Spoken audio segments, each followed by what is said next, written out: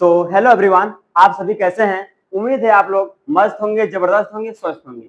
जैसा कि हमने पिछली क्लास में पढ़ा था सिंथेसिस के बारे में कि पार्टिसिपल क्या होता है, जिरंड क्या होता है, इंफिनिटिव क्या होता है, फाइनाइट वर्ब क्या होती है, नॉन फाइनाइट वर्ब क्या होता है, क्लॉज क्या होता है। तो जो लोग पिछली वीडियो नहीं देखे हैं, पिछली वीडियो देखकर इस क्लास को देखेंगे तो बहुत ही आसान तरीके से समझ में आ जाएगा।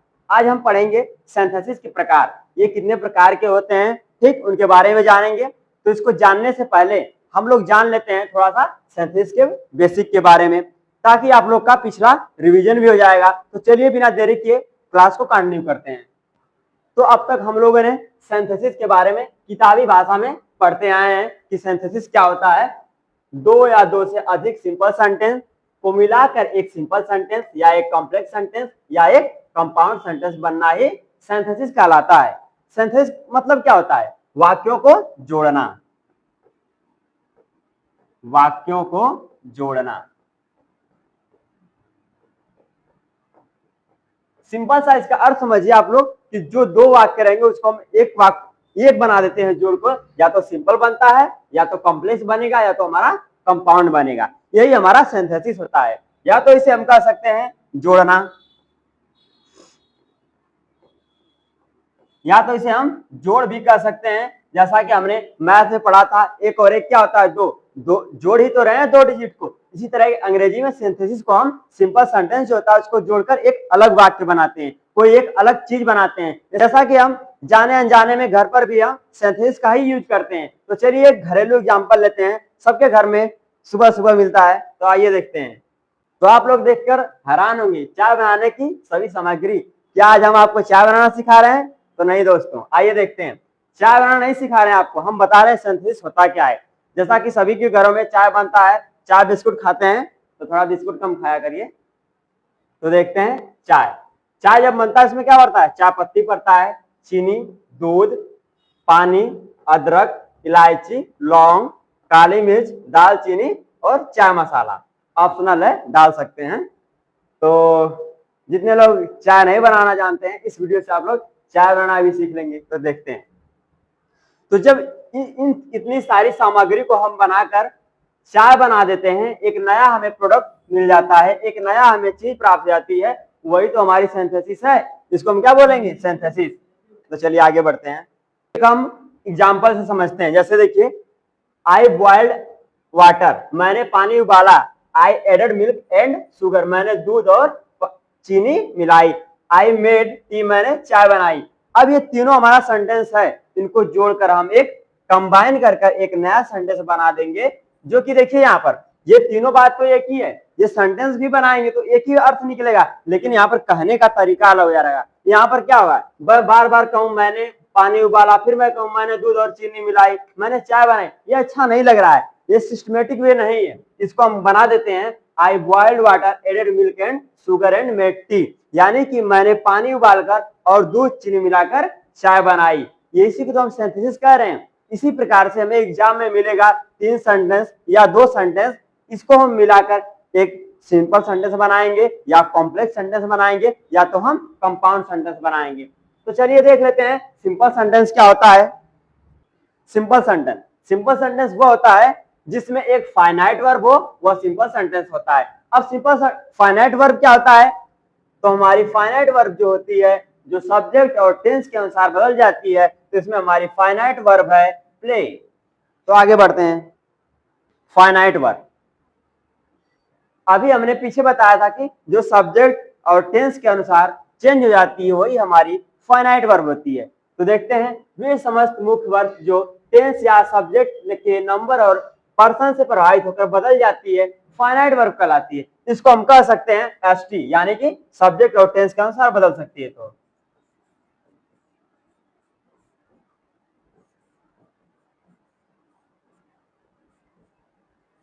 इसे हम एसटी भी कह सकते हैं।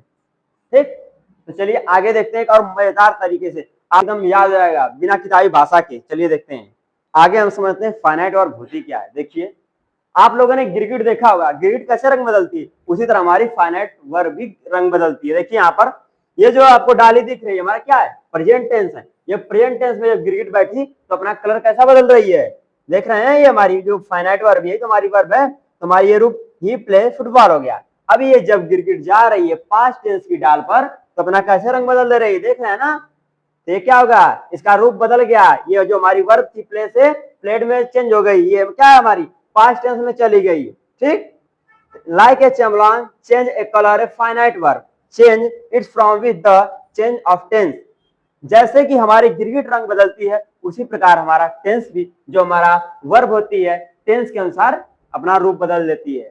ठीक, तो आप कभी नहीं भूलेंगे, जब भी कोई कहेगा फाइनाइट वर्ब क्या होती है तो गिरगिट याद कर लेना। या तो आप किसी नेता को देख लेंगे तो अपना दल इधर उधर बदल लेते हैं अपने अनुसार, अपने फायदा के अनुसार। ठीक, तो चलिए आगे बढ़ते हैं। अब देखिए यहाँ पर एक अलग एग्जाम्पल लेते हैं, हम समझते हैं। आई लव कुकिंग, मुझे खाना बनाना पसंद है। आई लव्ड कुकिंग, मुझे खाना बनाना पसंद था। ही लव्स कुकिंग, उसे खाना बनाना पसंद है।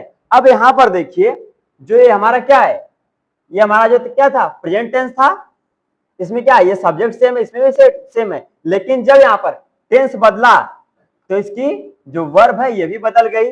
अब यहाँ पर जब ये सब्जेक्ट बदल रहा है तो क्या हो रहा है, ये वर्ब जो बदल जा रही है, समझ में आ रहा है। तो यानी कि अगर हम सब्जेक्ट बदल रहे हैं तो हमारी जो वर्ब है वो बदल जा रही है, अगर टेंस बदल रहे हैं तो भी हमारी वर्ब जो है बदल जा रही है। यही तो हमारी फाइनाइट वर्ब है, तो इसे हम क्या बोलेंगे, यही तो हमारी फाइनाइट वर्ब है।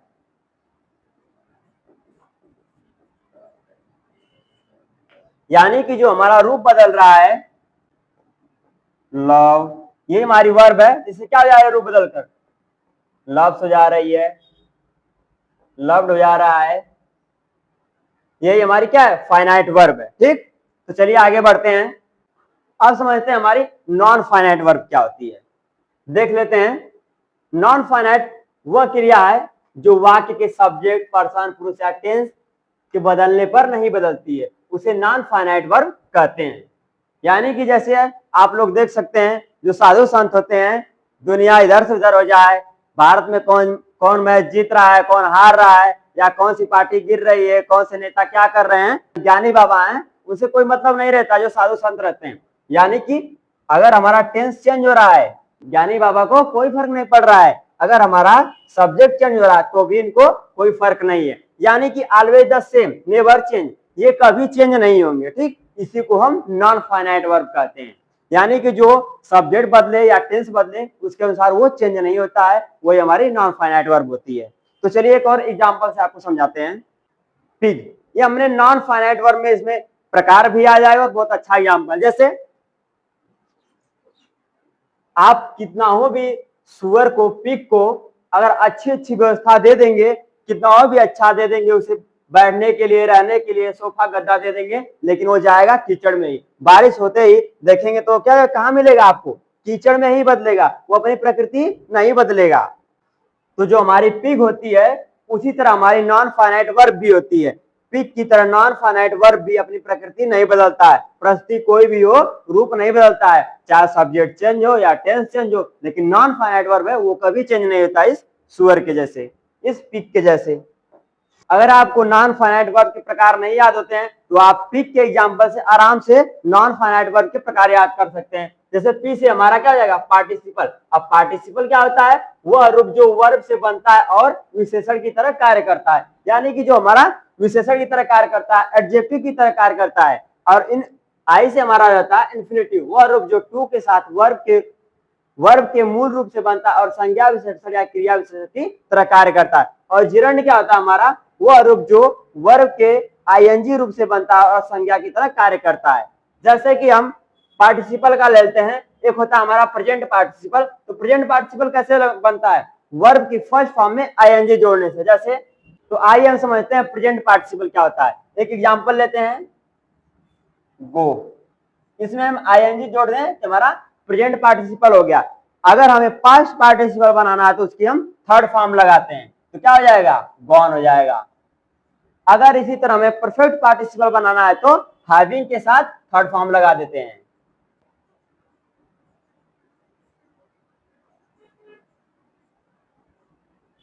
अगर हमें इन्फिनिटिव बनाना आता है तो क्या करते हैं, वर्ब के फर्स्ट फॉर्म के साथ टू जोड़कर बना देते हैं। जैसे यहां पर टू गो हो जाएगा, टू इट हो जाएगा, टू रन हो जाएगा। इसी तरह हम बना देंगे। अगर हमें जिरंड बनाना है तो इसमें आईएनजी जोड़ देते हैं, जैसे में गोइंग हो जाएगा, ठीक, ईटिंग हो जाएगा।